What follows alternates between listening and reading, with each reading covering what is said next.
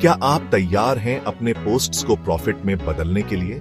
चलिए शुरू करते हैं फेसबुक वीकली चैलेंजेस के साथ। फेसबुक वीकली चैलेंजेस आपके कंटेंट गेम को बूस्ट करने और ज्यादा पैसे कमाने में आपकी मदद करेंगे।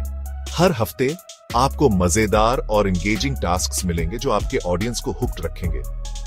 इन चैलेंजेस को कंप्लीट करो और देखो आपका एंगेजमेंट कैसे बढ़ाता है। ज्यादा एंगेजमेंट का मतलब है ज्यादा लोग आपका कंटेंट देख रहे हैं, और ज्यादा लोग मतलब ज्यादा पैसा। सोचो कितना फायदा। और हाँ, ये आपके कंटेंट को फ्रेश और एक्साइटिंग रखने का भी एक बढ़िया तरीका है। इस सुनहरे मौके को हाथ से जाने मत दो। बस अपने फेसबुक क्रिएटर डैशबोर्ड पे जाओ, लेटेस्ट चैलेंज देखो और शुरू हो जाओ। याद रखना, कंसिस्टेंसी बहुत जरूरी है। चैलेंजेस करते रहो और देखो आपकी कमाई कैसे बढ़ती है। तो किसका इंतजार कर रहे हो? आज ही फेसबुक वीकली चैलेंजेस के साथ अपनी कमाई का पोटेंशियल अनलॉक करो। Happy creating.